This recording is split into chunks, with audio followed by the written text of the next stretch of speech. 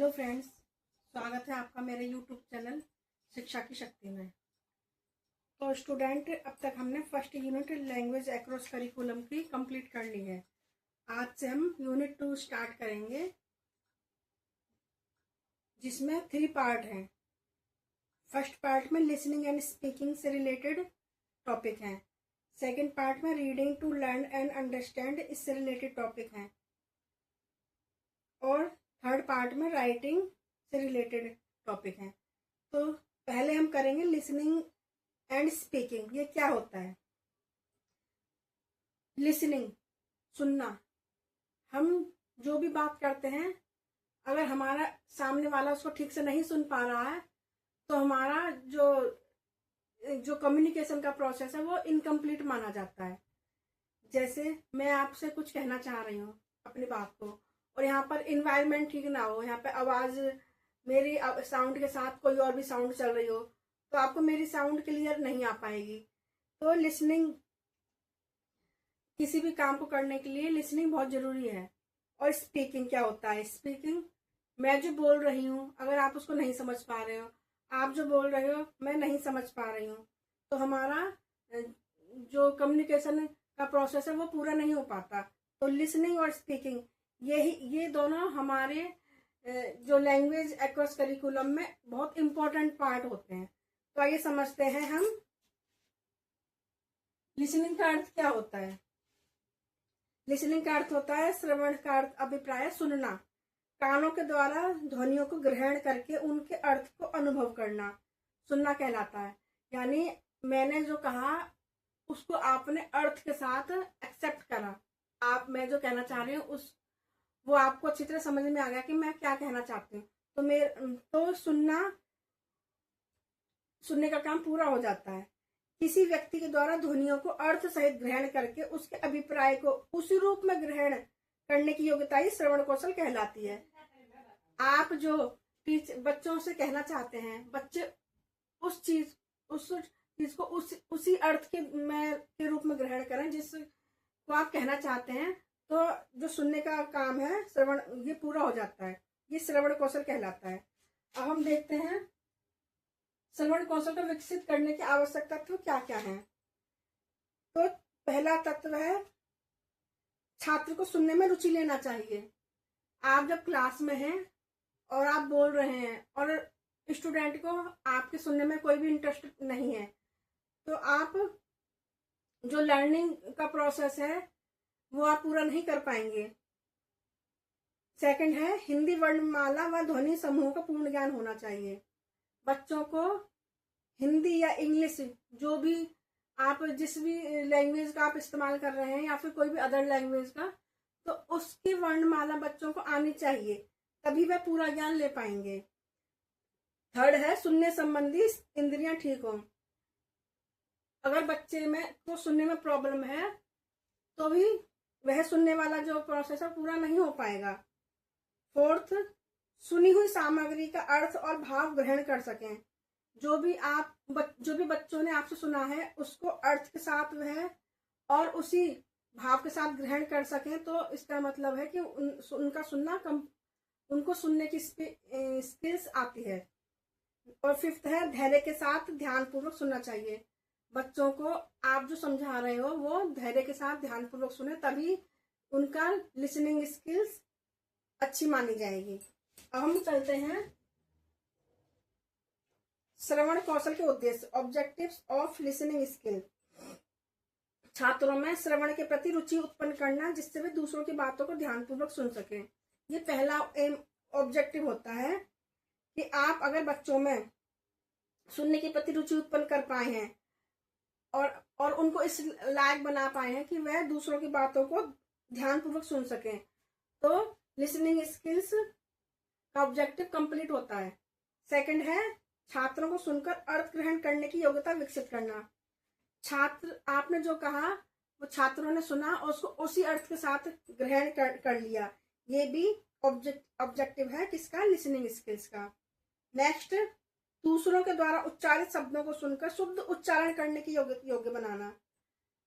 आपने आपके स्टूडेंट ने आपकी बातें सुनी और फिर उसको शुद्ध उच्चारण करते हो, यानी कि उनको उनका प्रोनाउंसिएशन शुद्ध होना चाहिए, उसमें कोई भी मिस्टेक ना हो। तो ये भी एक ऑब्जेक्टिव है लिसनिंग स्किल्स का, जो कि एक टीचर की जिम्मेदारी होती है कि बच्चों में ये चीज आए। नेक्स्ट, श्रुत सामग्री के महत्वपूर्ण अंशों को पहचानने की योग्यता विकसित करना।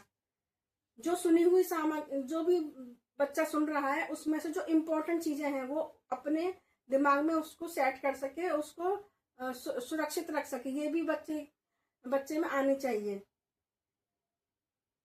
जो सुनी हुई सामग्री है उसके महत्वपूर्ण, आकर्षक और मर्म स्पर्शी विचारों और भावों का चयन करने की योग्यता, ये भी विकसित करनी चाहिए एक टीचर को बच्चे के अंदर।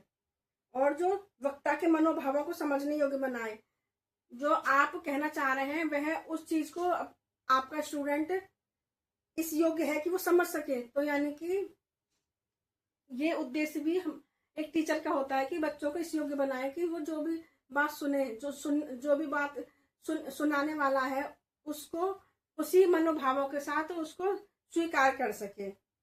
और भाषा और साहित्य के प्रति भी रुचि उत्पन्न करना। नेक्स्ट है महत्व, इंपॉर्टेंस ऑफ लिसनिंग स्किल्स। तो जो श्रवण कौशल है उसकी बहुत ज्यादा इंपॉर्टेंस है। आप सोच के चलिए, अगर आप एक पर्सन है, आपसे कोई बात कहना चाह रहा है, लेकिन इसने आपको डिलीवर करी बात, लेकिन आपने उसको एक्सेप्ट नहीं कर पाए, आप उसको नहीं सुन पाए, तो इसका बोलना क्या रहा? व्यर्थ रहा, बेकार गया ना इसका बोलना। फिर आप इससे कुछ पूछते हैं, अब इसने आपसे कुछ पूछना चाहा, लेकिन आप इसकी बातों को नहीं समझ पाए, तो इसका बोलना भी बेकार हुआ। तो इसलिए ये इम्पोर्टेंस है लिसनिंग स्किल से। अगर हम एक दूसरे की बातों को नहीं सुन पा रहे हैं तो हमारा सुनने का कौशल है वो बेकार है। तो भाषा सीखने की प्रथम सीढ़ी क्या है? Listening skills. अगर आपको कोई भाषा सिखानी है बच्चों को, तो उसमें ये जो कौशल है सुनने का कौशल, ये आपको बच्चों के अंदर विकसित करना पड़ेगा। वाचन कौशल व लेखन कौशल का विकास, उनके अंदर बोलने का कौशल और लिखने का कौशल भी सुनने के कौशल से पूरा होता है। प्रेरित करने के लिए, अगर आपको बच्चों को प्रेरित करना है, मोटिवेट करना है किसी काम के लिए, तो आपको बोलना होगा और बच्चों को सुनना होगा। ज्ञान अर्जन के लिए बच्चे सुनकर ही ज्ञान को अर्जित कर पाते हैं। अब हम चलते हैं श्रवण कौशल की विधियां। श्रवण कौशल की क्या क्या विधियां हैं? नंबर 1 है प्रश्नोत्तर, क्वेश्चन एंड आंसर। आप बच्चों से प्रश्नोत्तर करके ये पता लगा सकते हैं कि बच्चों ने आपकी बातें सुनी है या नहीं सुनी है। सस्वर वाचन, आप बच्चों को जोर से रीडिंग करने के लिए कह सकते हैं, जिससे सभी बच्चे अच्छी तरह से सुन सकें। भाषण, आप बच्चों से कह सकते हैं कि मैं जो बोल रहा हूँ, लेक्चर जो दे रहा हूँ, वो आप सब ध्यान से सुने। आप बच्चों को भी बुला सकते हैं अपनी क्लास में स्पीच देने के लिए, जिससे और बच्चों में भी सुनने की कौशल विकसित हो। कहानी कहना या सुनना, आप बच्चों को कहानी कहने के द्वारा भी और कहानी सुनने के द्वारा भी उनमें ये स्किल्स डेवलप कर सकते हैं। डिक्टेशन के द्वारा, डिबेट के द्वारा, ऑडियो विजुअल एड्स, इनके द्वारा भी आप बच्चों में इन विधियों का यूज करके आप बच्चों में श्रवण कौशल को विकसित कर सकते हैं। अब है श्रवण कौशल में ध्यान देने योग्य बातें क्या हैं। पहला, बालक सुनने में रुचि रखे, बहुत जरूरी है। नेक्स्ट, बालक में धैर्यपूर्वक सुनने की क्षमता होनी चाहिए। ऐसा ना हो कि बच्चा फिजिकली आपके पास प्रेजेंट है, लेकिन उसका मेंटल, उसका दिमाग वो कहीं और जा रहा है। देख आपकी तरफ रहा है, लेकिन आपको लग रहा है वो आपकी बात सुन रहा है, लेकिन उसका ध्यान कहीं और पर है। बालक में भाव ग्रहण करने की क्षमता होनी चाहिए। बच्चों के हिंदी ध्वनि के प्रकार, इंग्लिश और जो और लैंग्वेज है जो आप बोलना चाह रहे हो, उसका ज्ञान होना चाहिए। बालक की श्रवण इंद्रिय ठीक होनी चाहिए। और जो शिक्षक है उसका उच्चारण भी शुद्ध होना चाहिए। और आदर्श वाचन करने के बाद शिक्षक को बच्चों से प्रश्न पूछ लेना चाहिए, जिससे आपको पता चल जाए कि बच्चों ने आपकी बातें ध्यान से सुनी है या नहीं सुनी है। हम करेंगे अपना स्पीकिंग स्किल को, ये क्या होता है स्पीकिंग स्किल? जो संप्रेषण है, कम्युनिकेशन है, उसका एक साइड तो होता है सुनना, लेकिन दूसरा साइड होता है बोलना। जो मुंह से जो ध्वनि निकलती है और जो मैं अभिव्यक्त करना चाहती हूँ, वो मैं कैसे अभिव्यक्त कर रही हूँ अपनी बातों को, अपना टॉपिक कैसे समझा रही हूँ आप सबको, बोलने से। तो सुनना और बोलना, ये दोनों अगर प्रभावशाली ना हो तो मेरा समझाना बेकार है। अगर मैं ठीक से नहीं बोल पा रही तो आप भी ठीक से बातों को नहीं समझ पाएंगे। तो इसका मीनिंग क्या है, पहले हम प्रस्तावना लिखेंगे, फिर हम इसका मीनिंग लिखेंगे। मौखिक अभिव्यक्ति का, मौखिक कौशल का क्या अर्थ होता है? जो मुंह से जो अभिव्यक्त होने वाले भाषा होती है वो मौखिक भाषा कहलाती है। जो कोई भी व्यक्ति होता है वह अपनी भावनाओं को, अपने विचार, अपना ज्ञान, अपने जो एक्सपीरियंस है, उनको आप दूसरों के सामने प्रेजेंट करने के लिए जिस भी ध्वनि का, मानक ध्वनि का प्रयोग करता है उसे मौखिक भाषा कहा जाता है। मौखिक भाषा लिखित भाषा का आधार होती है। आप जो बोलना चाहते हैं, जो आप बोल रहे हैं, आप उसको लिख कर भी बता सकते हैं।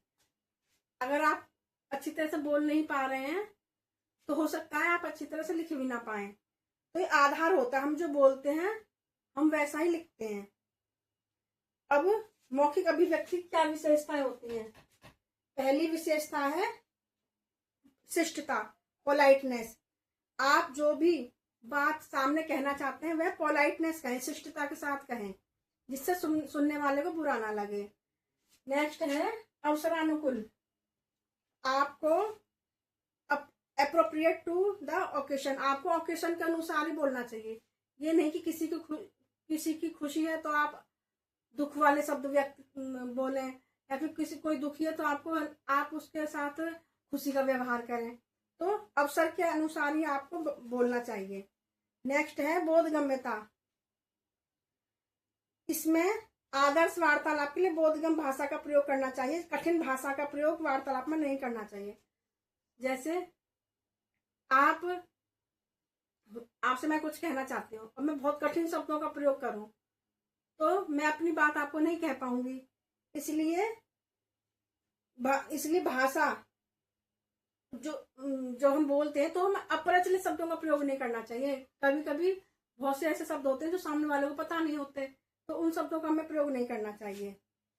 शुद्धता, वार्तालाप में शुद्ध उच्चारण का ध्यान रखना चाहिए। बोलते समय शुद्ध भाषा प्रयोग करनी चाहिए।